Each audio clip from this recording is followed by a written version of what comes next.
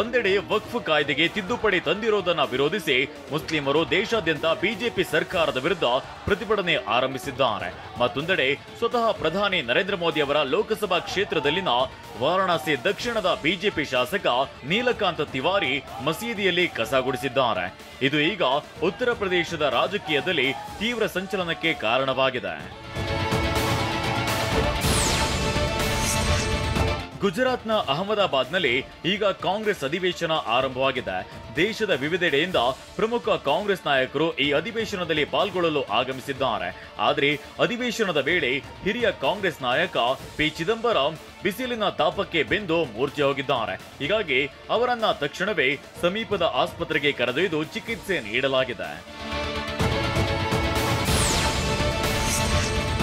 ದುಬೈನ prince Sheikh ಹಮ್ದನ್ bin Mohammed ಅಲ್ ಮಕ್ತೋನ್ ಈಗ ಭಾರತದ ಪ್ರವಾಸದಲ್ಲಿದ್ದಾರೆ. ಈ ವೇಳೆ ಅವರು ನವದೆಹಲಿಯಲ್ಲಿ ಪ್ರಧಾನಿ ನರೇಂದ್ರ ಮೋದಿ ಅವರನ್ನ ಭೇಟಿ ಮಾಡಿದ್ದಾರೆ. ಈ ಮಾತುಕತೆ ಸುಮಾರು ಹೊತ್ತು ನಡೆದಿದ್ದು ಉಭಯ ದೇಶಗಳ ನಡುವಿನ ವ್ಯಾವಹಾರಿಕ ಸಂಬಂಧ ಮಹತ್ವದ ಚರ್ಚೆ ನಡೆಯಿತು ಎನ್ನಲಾಗಿದೆ.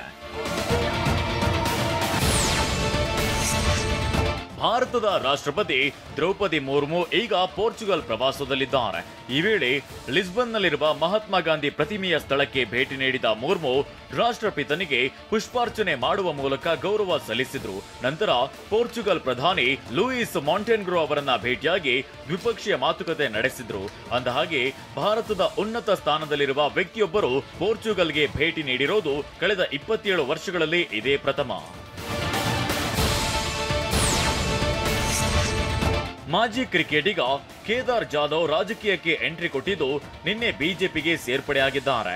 ಮುಂಬೈನಲ್ಲಿ ಮಹಾರಾಷ್ಟ್ರ ಬಿಜೆಪಿ ಅಧ್ಯಕ್ಷ ಚಂದ್ರಶೇಖರ್ ಬವಾಂಕುಲೆ ನೇತೃತ್ವದಲ್ಲಿ ಪಕ್ಷಕ್ಕೆ ಸೇರ್ಪಡೆಯಾದರು. ಮೋದಿ ಮತ್ತು ಫಡ್ನವೀಸ್ರಿಂದ ಪ್ರಭಾವಿತರಾಗಿರೋದಾಗಿ ಹೇಳಿದ್ದಾರೆ.